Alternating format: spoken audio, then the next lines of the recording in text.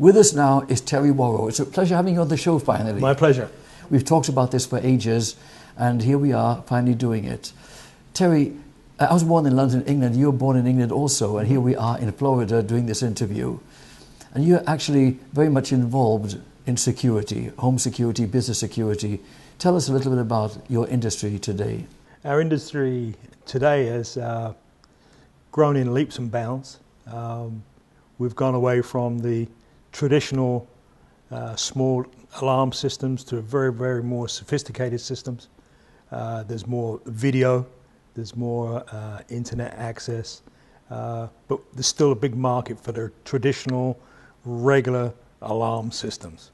So it's a business that's evolved, and pretty much things are keeping pace with technology. You know, what's interesting is cameras are just about everywhere, security cameras. What comes to mind is in the London bombings, the terrorist bombings by Muslim terrorists, within days they were able to identify the faces of the terrorists among millions of faces of people walking around London due to the presence of so many security cameras. So whether people like the question of privacy or not, it's there, Big Brother is there, and being put to good use, I would say. I believe you're absolutely correct, because I don't think anybody likes the idea of being monitored 24 hours a day. But in public spaces, the defense over there is the fact that we have to do something. And this seems to be the most economical way of doing it. And you have hard copies of things going on, so there is proof. I think most people that visit or live in London have a feeling of added security. It's a system that works. It has been working, and I believe that the authorities, although they have this issue of trying to get it across to the public, I think Britain has become more accepted to that, more so than the United States. Good or bad, I think it's a road that we're going to have to go down. And if the cameras are used to defend the country and something good comes of it after an incident, I think you're just building up a plus point on one side to say, well, we have to do this, and it is a good idea. And I think that's where we're heading. Absolutely. And right here in the United States, cameras again helped identify the Boston terrorists very promptly. Right. Let's talk about businesses in general. Your company focuses on security for businesses more so than residences. Tell us about both. We're primarily in the corporate market, and we tend to do card access systems incorporating video. On the residential side, they're more of a basic system, still sophisticated, but we can do more in the modern era with equipment wirelessly and remotely.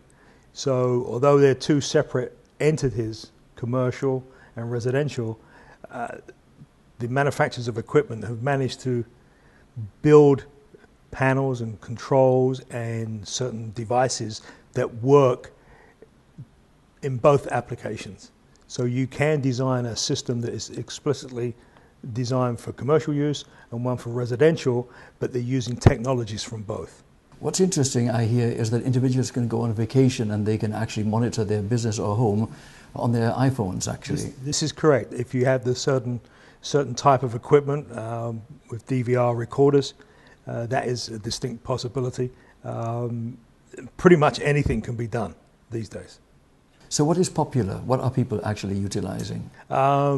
Most people, when it comes to cameras, are traditional DVR with motion sensor cameras, which is one of the better ways to go, because the cameras are only recording when there's actual movement. Whereas back in the old days, it would be running 24 hours a day and you had a tape. So if there's an incident, you can go straight to the DVR, you can pick up the time and date of the incident and just replay it and check it out, and then you can burn it to a disk, and you can give that to the authorities if you need to get them some information. So from that aspect, the technology is very exciting. It's something that the alarm company can do, and it's something that the homeowner can do. I understand you not only provide security systems for businesses, but actually also for schools, synagogues, and so forth. Tell us about that. We've, over the course of the last 20 years, we have installed systems in certain synagogues and certain religious schools to great effect. Obviously cost is a big issue with those kind of organizations.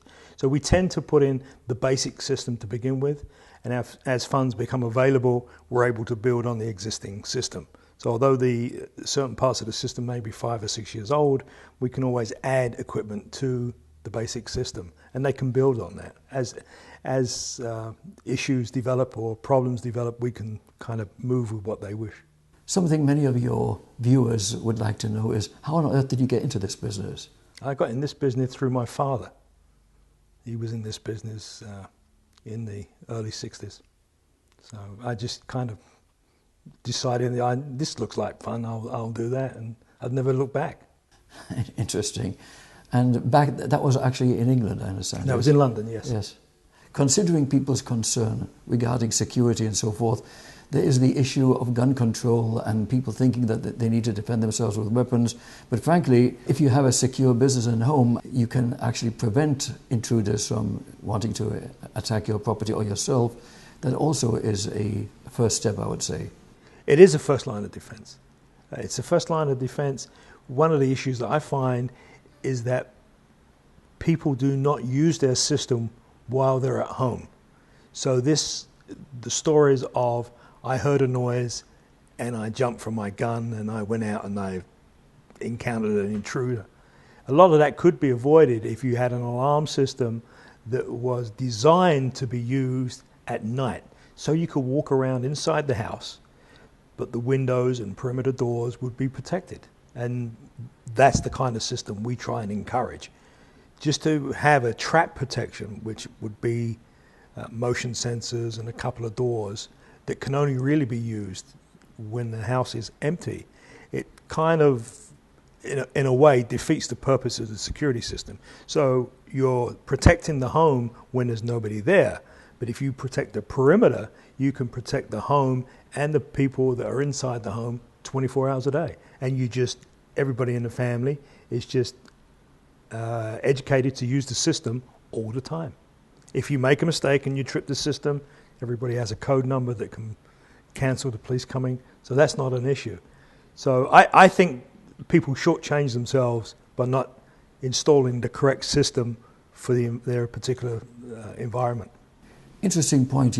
People spend so much money on fun things, vacations, gadgets, devices, but really they neglect to protect what is most precious, their property and, of course, their loved ones.